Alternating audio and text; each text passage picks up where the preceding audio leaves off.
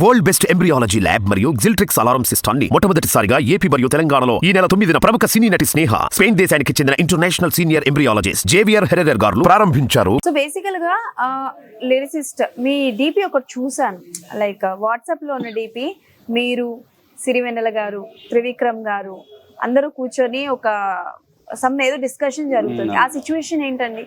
Ala Vaikunthapuram songs అని hit అయిన తర్వాత త్రివిక్రమ్ గారు అసలు రచయితలందరూ వాళ్ళు ఏమనుకోని ఈ పాటలు రాశారు. వాళ్ళు అదే నేను ఇందాక మీకు చెప్పిన దానికే అది కంటిన్యూషన్ అండి. రచయిత ఏమనుకొని రాశారనేది 99% ఆడియన్ దగ్గరికి వెళ్ళదండి. ఆడియన్ ఆ పాట విని తన ఎక్స్పీరియన్స్ తను ఓన్ చేసుకుంటాడు. అసలు రైటర్ తాలూకు ఎక్స్పీరియన్స్ ఏంటి అని తెలుసుకుందాం అన్న భావంతో ఆ పాటలో రాసినటువంటి రైటర్లందరినీ కూర్చోబెట్టి చేసినటువంటి ఒక కవి సమ్మేళనం లాంటి ఒక కార్యక్రమం అండి, ఒక భువన విజయం లాంటి ఒక కార్యక్రమం. అందుట్లో ఒక్కొక్క పాట రాసేటప్పుడు ఆ కవితాలకు అంతరంగం ఏంటనేది ఆవిష్కరించడం జరిగింది. ఆ డిపి అనేది దానికి సంబంధించినటువంటి అంశం. ఓకే, సో బేసికల్ గా సిరివెన్నెల గారు ఇక లేరు అని అంటే ఎవరు నమ్మలేరు. కానీ ఆయన ఇండస్ట్రీలో లేక ముందే మీరు ఆయనతో వర్క్ చేశారు. సో ఆయన చివరాఖరి సినిమా ఏదని చెప్పుకోవచ్చు అంటే చాలా మంది ఏంటంటే మనకి శ్యామ్ సింగ్ రాయ్లో ఆయన రాసిన పాట లాస్ట్ అని అంటున్నారు, కానీ ఆయన అంతకు ముందు కూడా చాలా పాటలు రాశారు అని అంటారు. ఏదై ఉండొచ్చు లాస్ట్ అంటే అది చెప్పడం చాలా కష్టం. అంటే ముందు రాసిన పాట ఏదో వెనక రాసిన పాట ఏదో అంటే ఇప్పుడు ఇప్పుడు రంగమార్తాండలో కూడా గురుగారు రాసే ఉన్నారని అనుకుంటున్నారు కాబట్టి మాట వినిపిస్తుంది కాబట్టి అదేనే ఆఖరి సినిమా అనే దానికంటే కూడా అంటే ఆఖరి సినిమా అని అనుకోకపోవడం చాలా బాగుంటుంది అనేది నా భావన అండి. ఆయన ఏది ఆఖరి సినిమా రాశాడు అనే దానికంటే అంటే ఆయన పాట చివరిగా వినపడితే మనం చివరి పాటగా అనుకోవచ్చు. అది చివరిగా వినపడే పాట కాదు, మన జీవితం చివరి వరకు వినపడే పాట. సో విన్న ప్రతి ఒక్కరి జీవితం చివరి వరకు ఆ పాట ఉంటుంది కాబట్టి అది రంగమార్తాండ కావచ్చు, లేకపోతే శ్యామ్ సింగ్ రాయ్ కావచ్చు, లేకపోతే ఇంకొక సినిమా కావచ్చు.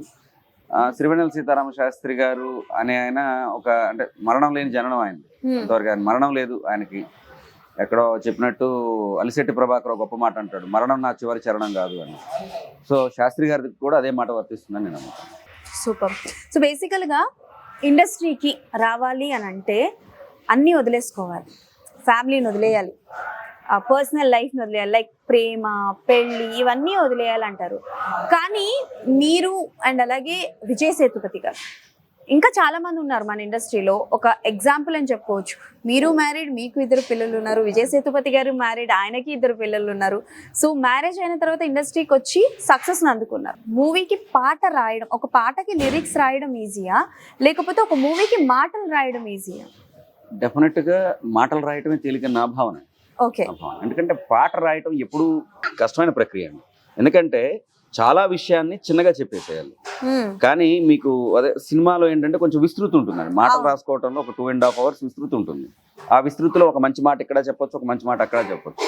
కానీ పాటలో మీరు చెప్పాలనుకున్న మంచి మాట మొత్తం 20 లైన్లలోకి మీరు కరెక్ట్గా ఏది ఆ సందర్భానికి అన్వయిస్తూ ఆ బాణీని కూడా అండి. అంటే ఇప్పుడు మాటలకి మీటర్ ఏమి ఉండలేదండి, మాటలు రాసుకుంటూ వెళ్ళొచ్చు. కానీ మీరు పాట చెప్పాలంటే దాన్ని ఒక బాణీలో మీరు ఇమర్చాలి. సూపర్. సో పాట రాయటం అనేది డెఫినెట్గా కొంత కష్టమైనటువంటి ప్రక్రియ నా భావన. ఓకే, సో మీరు మాటలు రాయడానికి అంటే లిరిసిస్ట్ అవ్వాలి అని అంటే సిరివెన్నెల సీతారామ శాస్త్రి గారు కావచ్చు, ఇంకా చాలా మంది ఉన్నారు మనకి. కానీ మాటలు అనగానే చాలా మందికి గుర్తొస్తారు. కొంతమంది డైలాగ్ రైటర్స్ కమ్ డైరెక్టర్స్ వీళ్ళందరూ గుర్తొస్తారు. కొంతమంది పరుచూరి బ్రదర్స్ అంటారు, ఇంకొంతమంది మాటల మాంత్రికుడు త్రివిక్రమ్ గారు అంటారు. సో అలా మిమ్మల్ని నేను మాటలు రాయాలి సినిమాలో అని ఇన్స్పైర్ చేసినటువంటి వారు ఎవరు? అంటే ఈ సమాధానంలో కొంత అమాయకత్వం ఉంటుందండి. నేను చెప్పే సమాధానంలో కొంత అమాయకత్వం ఉంటుంది. అంటే నేను చిన్ననాటి నుంచి సీనియర్ ఎన్టీఆర్ గారికి నేను భక్తునని చెప్పొచ్చు. ఎంతో మంది కోట్లాది మంది అభిమానులు, ఆయనకి కోట్లాది మంది భక్తుల్లో నేను ఒకడిని. అంటే నా జీవితకాలంలో ఈనాడు నేను సీనియర్ ఎన్టీఆర్ గారిని చూసింది లేదు. బట్ ఎందుకో తెలియదు, అభిజాత్యంగా నా ఊహ తెలిసిన నాటికే నాకు ఆయన అంటే విపరీతమైనటువంటి పిచ్చి. సో మా ఇంట్లో రెగ్యులర్గా ఆ సినిమాలే చూస్తూ ఉంటాం. నేను చిన్నప్పుడు పెరిగిన వాతావరణం అంతా ఆ సినిమాలు చూస్తూ పెరగటం వల్ల అంటే నాకు సినిమా వెనకాల ఒక రైటర్ ఉంటాడని, ఆ రైటర్ మాటలు రాస్తాడని ఇన్ని తెలియదండి. నా దృష్టిలో ఎన్టీఆర్ఏ పాటలు పాడుతున్నారు, ఎన్టీఆర్ఏ మాటలు రాస్తున్నాడు,